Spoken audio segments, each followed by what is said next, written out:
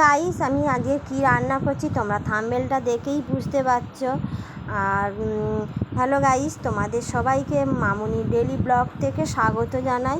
তো আশা করি তোমরা খুব ভালো আছো। আর আমি কি রান্না করছি চলো তোমাদের সঙ্গে শেয়ার করব। আমি আজকের এঁচোড় রান্না করব। এঁচোড়ের সঙ্গে কী দেবো তোমরা থাম্বনেলটা পরেই বুঝতে পারছো। তো আমি এঁচোড়টা সেদ্ধ করে নিয়েছি, প্রেসার কুকারে দিয়ে দিয়েছি, ওইদিকে দেখতে পেলে।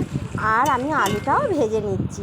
আলুটা আমার ভাজা হয়ে গেছে, আমি এবার তুলে নিচ্ছি। আর কড়াইয়ে আমি তেল দিয়ে দিয়েছি, একটু সামান্য আগের তেল ছিল আর আবার একটু তেল দিয়ে। আর দেখো, এঁচোড় দিয়ে আমি মাংস রান্না করব। আর তার জন্য আমি টমেটো নিয়ে নিয়েছি, পেঁয়াজ কুচি নিয়ে নিয়েছি, লঙ্কা নিয়ে নিয়েছি, আর আদা রসুন বাটাও নিয়ে নিয়েছি। আর মাংসও আছে তোমরা দেখতে পেলে। কড়াইয়ে তেজপাতা দিলাম, দিয়ে আমি পেঁয়াজ কোটা তুলে দিলাম। পেঁয়াজটা লাল মতো ভাজা হয়ে এসছে আমার। আর এঁচোড়টা যে সেদ্ধ করেছি ওইটা আমি জল ঝরিয়ে নিয়েছি চুবড়িতে। দেখো, আমার পেঁয়াজটা ভাজা হয়ে এসছে। আমি এবার সব রকম উপকরণগুলো দিয়ে দেবো, তোমরা দেখতে থাকো। আর দেখো, প্রথমে টমেটো দিয়ে দিয়েছি, তারপর আমি কাঁচা লঙ্কা দিয়ে দিয়েছি, দিয়ে আমি একটু নেড়ে চেড়ে নেবো। তারপর আমি আদা রসুন বাটাটাও একসঙ্গে বেটে নিয়েছি, ওইটাও দিয়ে দিয়েছি। দিয়ে এবার দিলাম আমি হলুদ দিলাম, দিয়ে আমি খানিকটা নেড়ে চেড়ে নেবো। নেড়ে চেড়ে নিয়ে আমি ওইটা একটু দেখো তেল মতো ছেড়ে গেছে।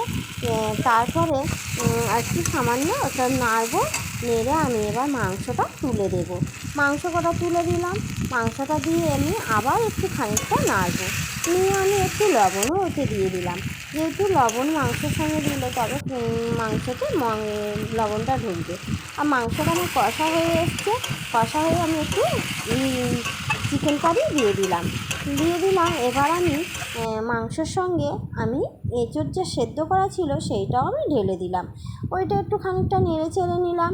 নিয়ে আমার যে আলুটা আগে ভাজা ছিল সেই আলু ভাজাটাও আমি দিয়ে দিলাম। দেখো, আমি সব রকম উপকরণগুলো একসঙ্গে মিক্স করে আমি নিয়ে নেব। আর নিয়ে আমি এবার একটু জল ঢেলে দেবো। জলটা দিয়ে আমি একটু নেড়ে চেড়ে নিলাম।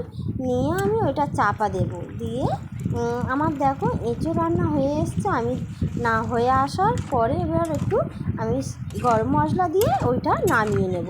আমার এঁচোড় রান্না কমপ্লিট হয়ে গেছে। তো বন্ধুরা, আমার ভিডিও তোমাদের ভালো লেগে রাখলে লাইক কমেন্ট শেয়ার করো। আর তোমরা কে মাংস দিয়ে এঁচোড় রান্না করেছো আমাকে অবশ্যই কমেন্টে জানিও আর খেয়ে আমাকে বলো।